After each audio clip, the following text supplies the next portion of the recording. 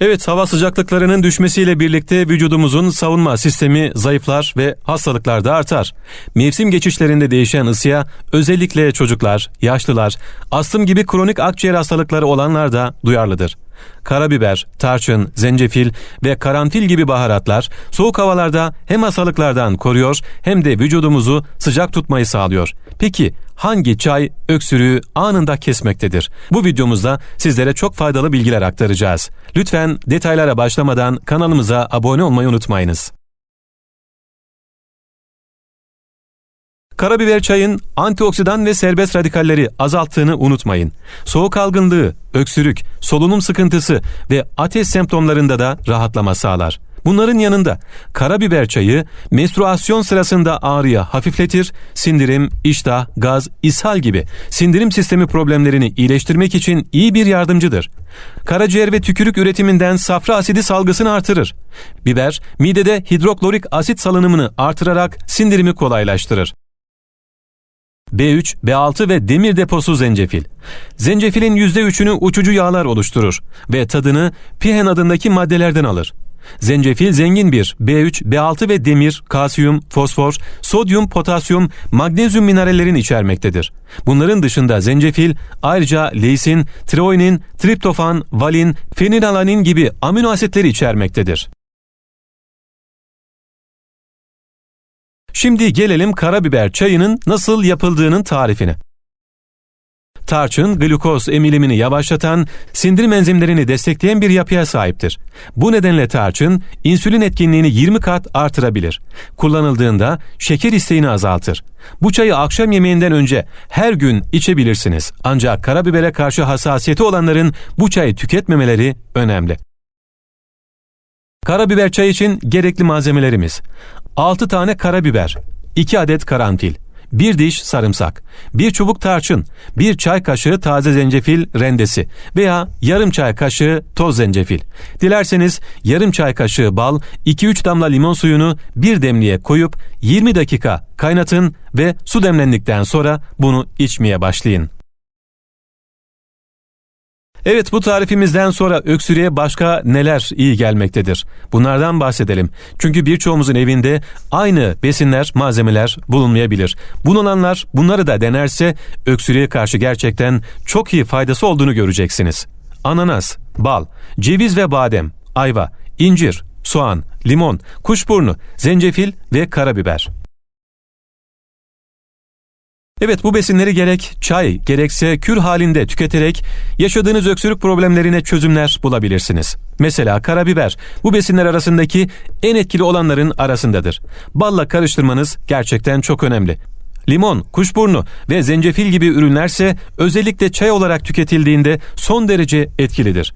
Böylelikle hem çayın ılık biçimi boğazı rahatlatır hem de bu besinler öksürüğünüzü büyük ölçüde engeller. Bitki çayları ve bal kadar ön plana çıkmasa da soğan da etkili bir öksürük önleyicidir. Soğan lapası ya da hazırlayacağınız soğan şurubu öksürüğünüzü hızlı bir şekilde azaltacaktır. Evet, öksürüğe başka ne iyi gelir sorusunun cevabına devam edelim. Kuru, balgamlı ya da alerjik öksürükle uzun süredir boğuşuyorsanız ve öksürük artık sizi rahatsız eden bir aşamaya geldiyse bunu çok uzatmadan harekete geçmeniz gerekir. Eğer öksürüğünüz 3 haftadan uzun bir süredir devam ediyorsa öncelikle mutlaka bir doktora gidin. Öksürük krizlerinin altında yatan nedeni tespit etmeye çalışın. Tedaviyi buna göre gerçekleştirmeniz önemli. Örneğin öksürük sebebi mikrobikse enfeksiyon tedavisi uygulanması gerekir. Ancak geçmeyen öksürüğün sebebi reflüyse doktorunuz size asit giderici tedavi edebilir. Evinize alacağınız önlemlerse size pratik çözümler sunarak sizi rahatlatır. Ancak bu sorunlardan biriyle karşı karşıyaysanız mutlaka ama mutlaka doktorunuza başvurun. Öksürük 3 haftadan uzun süredir devam ediyorsa ve kullandığınız antibiyotik sizi tedavi etmiyorsa, öksürükle birlikte yüksek ateş ve nefes darlığı sorunu yaşıyorsanız, kanlı balgam sorunu yaşıyorsanız, özellikle hava değişimlerinde yaşanan öksürük sorunuyla başa çıkmak için uygulamanız gereken belli başlı adımlar vardır. Peki öksürüğe başka neler iyi gelmektedir? Öksürüğün en yaygın nedenlerinden biri maalesef sigara kullanımı. Bu sebeple hem öksürüğü önlemek hem de karşınıza çıkabilecek her türlü rahatsızlığın önüne geçmek için sigarayı bırakmanız önemli. Gün içerisinde meyvelerden ya da takviyelerle yeterli C vitamini almaya özen gösterin. Toz ve kirin yoğun olarak görüldüğü yerlerden uzak durun. Düzenli uyku uyuyarak vücudu her akşam dinlendirin. Vücut direncini yükseltmek için düzenli olarak spor yapın. Günlük yürüyüşler bu işe başlamanın alternatifidir. Gün içerisinde 2-2,5 litre su tüketin. Evinizdeki kuru hava solunum yollarını kurutup öksürüğünüzü artırır. Bu sebeple odanızın nem seviyesini artırmaya çalışın. Aynı zamanda soğuk havalarda dahi evi havalandırmak gerekir. Sıcak bir duş burundaki salgıları düzenleyerek alerji ve astımdan kaynaklanan öksürüklere iyi gelir. Çorba ya da bitki çayı gibi ılık içecekler tüketmek boğazınıza iyi gelecektir. Ancak bunların kaynar sıcaklıkta olmamasına dikkat edin.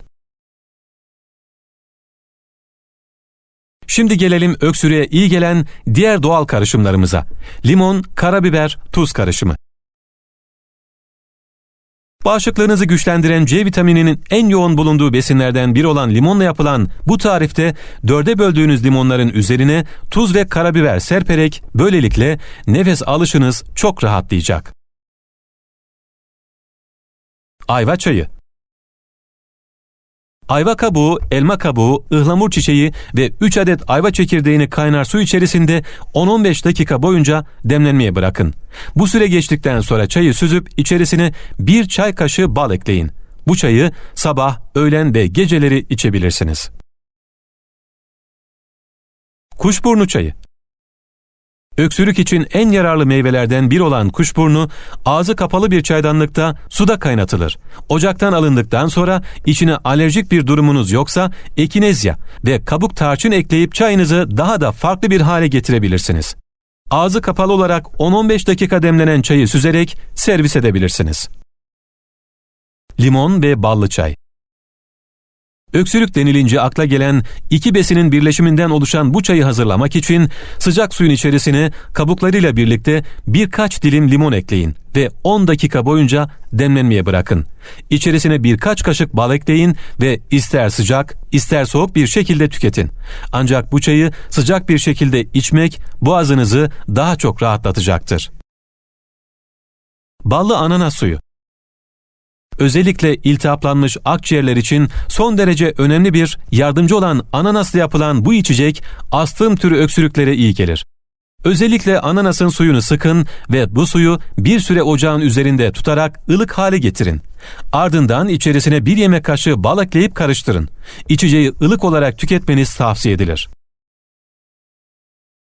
Soğan şurubu.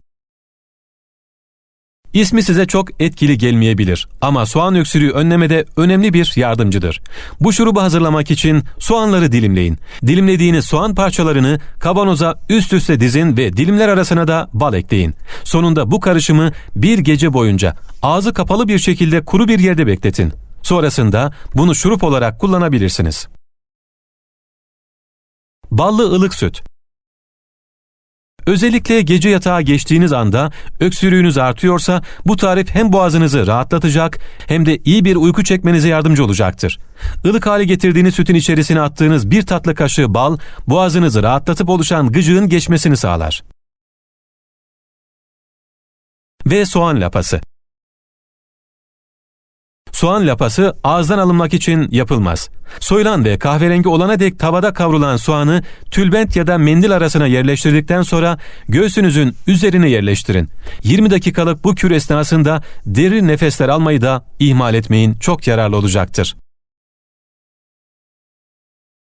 Evet, bu videomuzda öksürüğe ne iyi gelir, öksürüğün sebepleri ve nasıl geçiririz birçok alternatif yöntem sunduk sizlere. Lütfen videomuzun başkalarına da yarar sağlayabilmesi için videomuzu beğenerek paylaşmayı ve kanalımıza abone olmayı unutmayınız. Hepinize sağlıklı bir yaşam diliyoruz. Hoşça kalın.